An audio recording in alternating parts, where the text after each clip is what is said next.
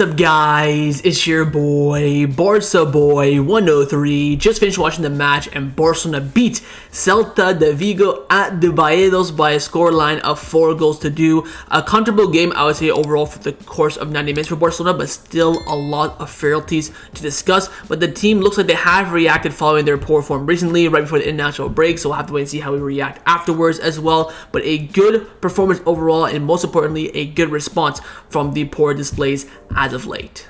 The starting lineup for this match is on the screen for you right now. It was Wojciech Szczesny in goal, a back four of Eric Garcia, Pau Cubarsí, Ronald Araujo, and Alejandro Balde, a midfield three of Frankie de Jong, Fermin Lopez, and Dani Olmo, who of course came in for Casado at the very last second, as Casado did suffer a little bit of a knock in the warm-up. Front three of Lamine Yamal, Lewandowski, and Rashford. Very similar to the line that I wanted to see going into this game as well. I wanted to see that midfield three of Olmo, Fermin, and de Jong go with a natural 4-3-3. We wanted to see Eric at right back, Kounde rightfully not in the lineup, whether it's due to his fitness or form. It should be because of his form, and I think apart from that, the team was as we expected. The first goal scored in this match was scored by Robert Lewandowski from the spot cleared penalty following Fermin Lopez's shot that ricocheted off of the hands of former Barcelona player Marcos Alonso, and Lewandowski stepped up, went to the keeper, or our right hand side from the TV vision.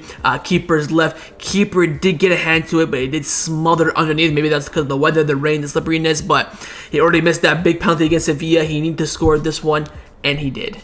The second goal scored in this match was scored again by our L9, or Robert Lewandowski, of course, for Barcelona, and it came from a cross from Marcus Rashford on the left-hand side. He shimmied his way, dropped it in, and a fantastic striker smelling the goal run from Lewandowski, and a very, open foot finish, and I think it went between the legs of the keeper, if I'm not mistaken, but a fantastic world-class finish from him, and that gave Barcelona the 2-1 lead.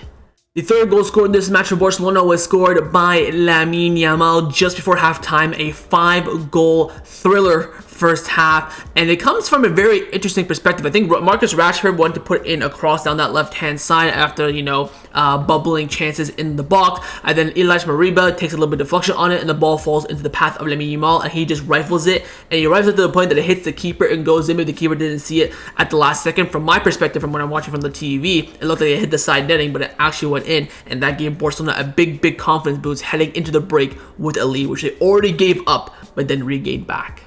And the fourth and final goal scored by Barcelona was scored by Robert Lewandowski to complete his hat-trick. Corner from Rashford, strong, tall header from Lewandowski, hits the post and goes in. Fantastic neck work there from Robert to bring his neck all the way from the side and to direct it that far, hang the post and going in as well. And that completed a very well-deserved hat-trick from him.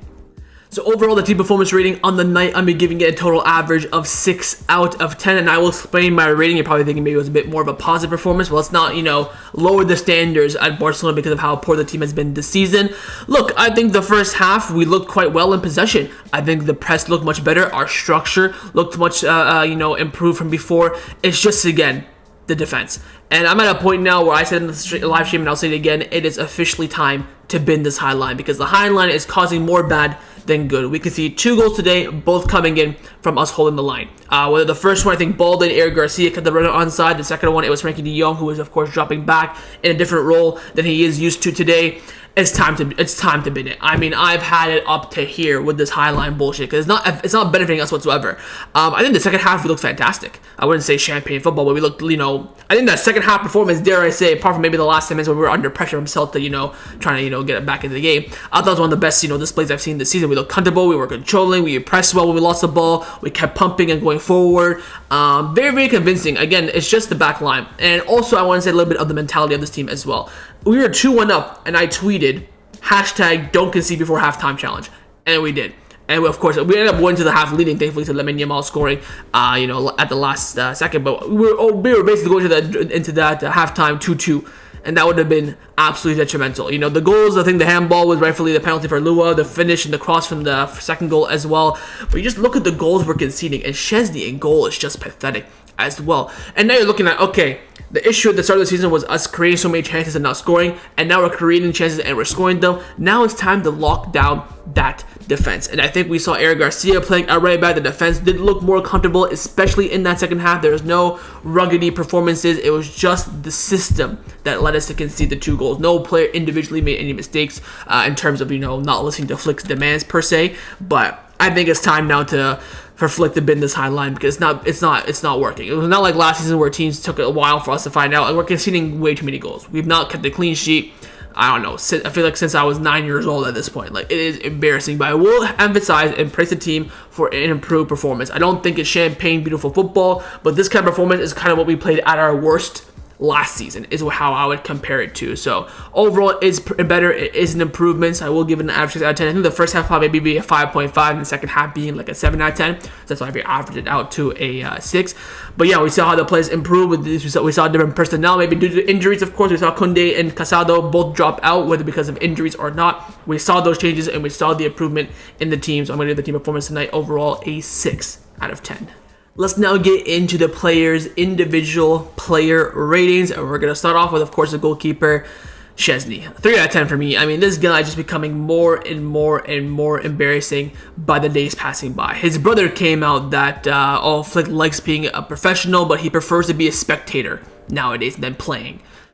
What the fuck? I mean, seriously, that second goal from Borja Iglesias, how are you not saving that? The first one I think is definitely savable. I won't go to the point to say that you have to save it, but he cannot make a save. We're conceding so much, and some of it's down to him. I think his goalkeeping performances in between the sixes when it comes to actually saving has been pathetic. I think, build up play, dealing with, pressure and long balls, he's not been too bad, to be honest. But in terms of actual doing his job, which is saving goals, he's done nothing. I think he had one good save against Elche, and that's all he's done in like the 9-10 games that Joel Garcia has missed. Serious question marks for him. If up to me, I'd come to retire in January and bring someone in January, but of course that's not reality. But barring the past this season, of course he should not be continuing whatsoever at this club. In the center part now in front of him, first on the right hand side, it was the captain on the night for Barcelona, Ronald Araujo. 6 out of 10 average, nothing too crazy, nothing poor, fantastic from him. I thought he dealt with Iglesias quite well. Of course, the goal that we conceded from Iglesias was more so of a Frankie positional error, and I think again Chelsea have done much better with it.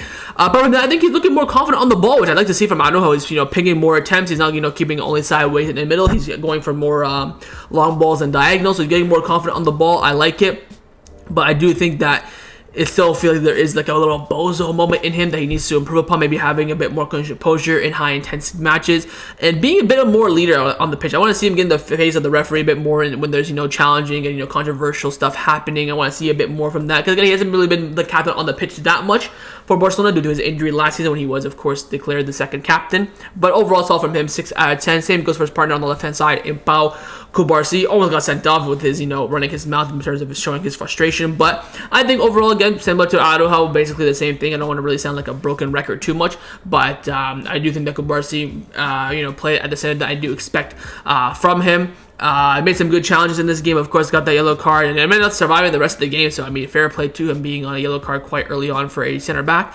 But overall, solid from him. We'll go with a 6 out of 10. Into the fullbacks now. First on the left-hand side, Alejandro Balde, 5 out of 10. It's becoming more and more clear now that this Balde, Rashford left-hand side, in terms of cohesion, isn't working whatsoever. I think Balde himself, defensively wasn't too bad, but in the final third and build-up play, serious questions. And I think it really comes down to him being isolated so many times with Rashford's absolutely pathetic and woeful pressing. I think his runs in the midfield, from that left-hand side were fantastic. I think his build-up play from that sense, in our defensive transition period were fine. But in attacking-wise, I felt like it was something holding him back. It feels like he kind of feels like he's playing that whole left-hand side on his own, because once you lose the ball, you have to press. He feels like he's basically pressing more than one player, which kind of brings a little bit conservative, to his play. But yeah, it wasn't that great from today. 5 out of 10. Other fullback, Madre Mia, Eric Garcia, man. He might be a player of the season for me at this rate. I mean, 7 out of 10. Another solid display from him. Love that warrior spirit from him in the final few minutes. Screaming inside Augusto's face after making a great tackle, winning the throw-in as well. That's someone who plays with heart. That's someone who plays with only the badge in mind. And again, solid display from him. I think he made some great overlapping runs for Eric Garcia, for Lamine Yamal. It looked like they had a good cohesion, much better on the right hand side than it was on the left hand side. And I think he answered pretty much all of Barcelona fans' questions, which of course Kounde to be dropped and Eric Garcia to be put back in that position, because right now there's no question that Eric Garcia is the better right back than Kounde on form, and he showed a perfect 90 minutes to display that evidence. So 7 out of 10 for me. Very, very solid performance from him. Into the midfield now. Firstly, in the pivot, it was Frankie de Jong. Average 6 out of 10. I think some people said that he had a masterclass. I think he played quite well. Very similar to Araujo, Barça. He kind of played at the standard, I would say. Red card at the end, it was a bit more tactical, a little bit of a rest for him after the international break. Very interesting to see what midfield pivot we do have going into that game with no Pedri and no Frankie. Maybe we'll see Bernal play, Christensen. We'll see what the seriousness to Casado's injury, abductor strain for him. But I think Frankie played really well. Adapting to a position change as quickly as he did. Of course, him keeping the player onside for the second goal is a bit annoying, and I think there has to be some points deducted for that. I think his composure in that second half when we were holding position a lot was sublime. He was just shifting the ball from right to left, forward to back, as if it was absolutely nothing, which you want to see from your pivot.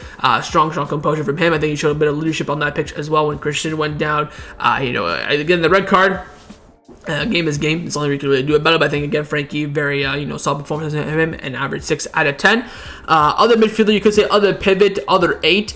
It was Dani Olmo. 7 out of 10 for me, of course, coming in last second for Marc Casado. And again, a midfield 3, which I call for that I would do in my match preview yesterday for my lineup prediction. I said I would go with Olmo in the midfield instead of Casado. I feel like I ended up being forced to do that because, again, he did start Casado, who then got injured. But I thought Olmo looked really, really good. I think he's definitely by far his best cameo of the season, without a shadow of a doubt, playing a bit, I wouldn't say deeper, but deeper. Like, you can see that Fermin was still clearly the 10, but almost still getting in, forward positions. He was coming back as well, helping defending, but transitioning the ball quite well in the midfield. I would say his final pass, his final touch was a bit off today in terms of making that, extra, step forward. But again, what we've seen from this season, this is, a 10 out of 10 performance, theoretically speaking. But I think a solid display from Olmo, looks strong there. And with now Pedri and de Jong both being out for maybe the next, 1 or 2 games of Barcelona following the international break, hopefully he can stay fit and stay in that position. Of course, he was called for Spain, so we'll see if he can even survive staying fit. But solid cameo from Olmo, 7 out of 10. And the final midfielder, of course, in the 10 was Fermin Lopez, average 6 out of 10. Like Frankie, like Barça, I think Araujo played as expected. Again, Lavish shots were blocked. He had that volley in the first half. I think it was 1-1 at the time.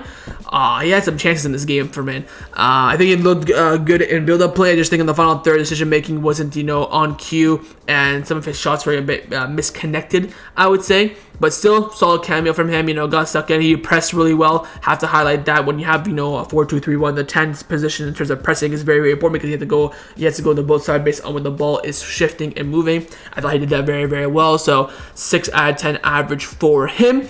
Into the front line, first on the left-hand side, it was Marcus Rashford. I'm going to give Rashford a 5 out of 10. Look, I know he got 2 assists. Of course, both for the Lewandowski goal, the second and the third. He's scamming GAs like no tomorrow, but I think his performances are way off. I think we struggled in that first half mainly to him. This guy's pressing is absolutely non-existent, and Manchester United fans have been screaming about this for a year. His work rate off the ball is pathetic, and if he's going to be doing that, he should not be starting. I don't know, I think Flick's maybe starting him just for name and talent, or if he's going to do that, at least play him in the 9. But his pressing and his connectivity play with ball today was absolutely diabolical. Yes, great crosses in for the 2 assists that he got to Lewandowski. But I don't want to, let that, cover up the display that I saw with my eyes today. People are saying that, you should buy Rashford, we should buy Rashford, he's doing well. I think he has 14 GA this season, which is absolutely crazy. But if you watch the games week in, week out, his performances, they are not up to, super, super high standards. And a lot of people are saying in the live stream not to buy him, and he does 2 assists, let's buy him. It doesn't make, you gotta keep it consistent. I do think his performances do need some work, and he needs to be working on his pressure and intensity, especially when we are playing off the ball. On the wing, of course, Lamine Yamal, 7 out of 10 for me. Could have had a brace today. That last second where he hit the post was a bit frustrating. But again, big goal for him to get us back into the game. Again, with Eric Garcia there, looked much better, looked much more fluid, much more comfortable. Again, I don't like how he's still holding the ball a bit too much. He'll go past 2 or 3 players, and when the pass is there, he'll do it too late. The opponent will, you know, cut it out or block it. A bit frustrating in that regards, but he is improving. He is playing with more confidence, a bit more freedom as well. Maybe work on that finishing a little bit, but again, his goal before halftime was huge. Probably the first step into picking up 3 huge points tonight. So 7 out of 10 for Lamine. Great performance from him. And finally, up front, RL9, Robert Lewandowski, 10 out of 10 man of the match. Again, he got a hat trick. He did his job today, which was score goals. Got a yellow card, but I mean, he had 3 chances, 3 goals. Can't really complain. I don't think he really had another clear-cut chance off the top of my head, but when you get a hat trick as a striker and, you know, putting us a big win away at Barça against Celta Vigo, you're going to get a 10 out of 10 and a man of the match quite easily. So strong day for Robert. Hope we can continue, maybe even catch Kylian Mbappe for the Pichichi. Substitutions. I mean, the subs probably played no more than 10 minutes for all of them combined, I would say. Bernal came in for about 40 seconds. Varane came in for about, 6 minutes, and then Christensen and Jarvard came in for about 14 minutes. I mean, Christensen got hit in the face. Jarvard don't know if he touched the ball. Frantos had a good touch, but then the cross went begging. Bernal, I don't even know if he touched the ball. Subs really had no impact today. I think they really came down, of course, to the manager's timing of the subs, but at least they provided, you know, somewhat of a freshness and, you know, reset some of our players coming off. And last but not the least, of course, the manager, Hansi Flick, who tonight for me will be getting an average 6 out of 10, very similar to the team. I'm docking him points because he was going to start Casado. He was forced to not start him. I'm docking him points as well because he was going to start Kounde, but he was forced not to start Kounde. Look, the team played better. There's no 2 ways about it. My big question really is the high line. You need to bin it. It's not working. It's causing us too much problem than it is good. And secondly, the subs. You did not make a single sub until the 81st minute in a squad that's already thin due to injuries, and you already bitching and moaning about injuries. You don't make a sub until the 80th minute. And on top of that, you didn't even use all 5 subs. Like, we had, you know, decent rotation on the bench. And again, like, you know, what does Rooney have to do to get a couple of minutes just to run about? I mean, you know, at least press more. He pressed more than Rashford easily. But I do want to highlight, you know, the performance this performance was much better than what we've seen as of late. I think you do have to bin the high line. You have to be more proactive with your substitutions, especially when you have a squad that you're complaining and bitching about being, you know, thin and, you know, injuries all over the place. But I am a bit worried that things will not progress due to his stubbornness. So we'll see. He got the win, a very important one. Gap is closed. We move. So that was a match review for Celta Vigo versus Barcelona in La Liga. Hopefully you guys enjoyed this video. If you did, of course, make sure you drop a like down below. And of course, in the comments down below as well, let me know your thoughts on everything we did discuss. Main thing on our first, of course, is your thoughts on the performance, your player ratings, and your manager rating as well. And of course, make sure you guys subscribe down below if you haven't already. And I will see you guys next time on the channel. Take care, and Forza Barca.